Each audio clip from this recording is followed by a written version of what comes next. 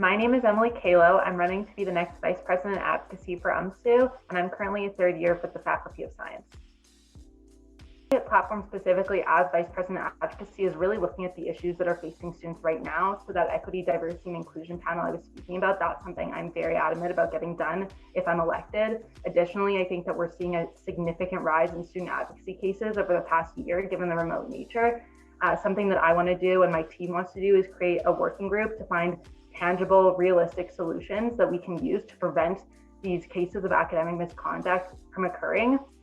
On the backside of that, if these cases are occurring and these students are finding themselves in a situation where they've been accused, we want to ensure that all of these students are as well informed as they can be to really represent themselves well. Things like creating a list of frequently asked questions, an appeal process guide, having them have an opportunity to work with myself or other student advocates to really make sure that they can express their point eloquently and defend themselves. That's something that's really important to us and that we think students think is important right now. Additionally, not only for myself, but for our team, is something we're extremely passionate about, is making sure that the financial strain that COVID has placed on so many post-secondary students is lightened, and that UMSU can try and lighten that burden on so many of our students.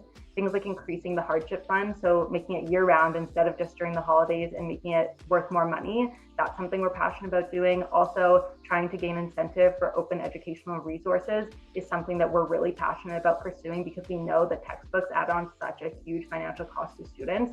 And just making sure that students are not only in the institution where they're supposed to be educated and have these opportunities, but that they're really in a situation where they can thrive and really take advantage of those opportunities.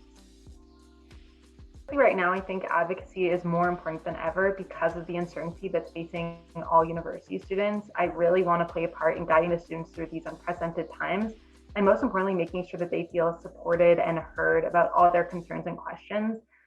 There's a lot of ways I want to do that. I'm very excited to do things like establish an EDI panel, expand the hardship fund to be year-round so that we can really support our students, work with the student advocacy office, placing a bigger emphasis on mental health. There's a lot of different ways I'm extremely passionate about really helping students, and I think Vice President Advocacy is the best way I can do that.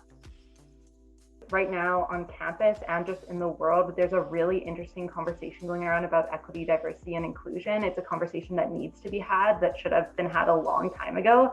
And I think the university and UMSU specifically needs to play a part in that and really kickstarting that conversation, and not only making sure that those voices are heard, but that they have an active role in policy creation. That's one of the reasons, one of my passion points on our campaign as part of Renew UMSU is establishing an equity, diversity, and inclusion student panel that not only gives these communities a voice, but a better understanding of how university governance actually works and how they can go ahead and create policies that actively benefit their communities to make sure that all communities on campus, regardless of race, religion, ethnicity, gender, and so on and so forth, regardless of all that, that these communities are being supported.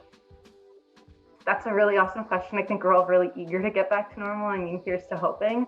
That being said, I think that UMSU is in a really unique position this year that they weren't in last year, for example, because we actually know what we're preparing for. So we're not in a situation where we're going to have to scramble to figure out remote versus in person or vice versa. We're going to go into it knowing that there's an opportunity for both and really preparing for both. So we already have a policy plan. I really recommend anyone looking to our policy book on our website, renewumsu.com, to see how we plan to really implement a seamless transition back in person, and also to see all the ways we've thought through how we can support students if it is remote. I think it's important that the resources and services UMSU provides are not limited to just in person or just remote, but really expanding every single aspect of UMSU to make sure that it fits students regardless of the circumstance that they're in. I think that UMSU has done a really good job this year of trying to revert to the remote nature. Like I was saying before, was obviously something unexpected and something they kind of had to adapt to quickly. I think not necessarily changing things, but really working on improving them and making sure that they're multifaceted and meet every member of UMSU's needs. One of the really cool and most unique things about UMSU is that we have such a diverse student body, and that are, especially right now, some of our students are in Canada, some are not, some are all around the world. So really making sure that every single resource that we have is not only available to students here, but everywhere, and improving all of those resources that we currently have. Additionally, making sure that we're working with external organizations that really match what we as UMSU stand for. Things like the Manitoba Alliance of Post-Secondary Students, we think does that. Same with Kalo. We think that both of those offer really tangible solutions and plans for us to really support our students.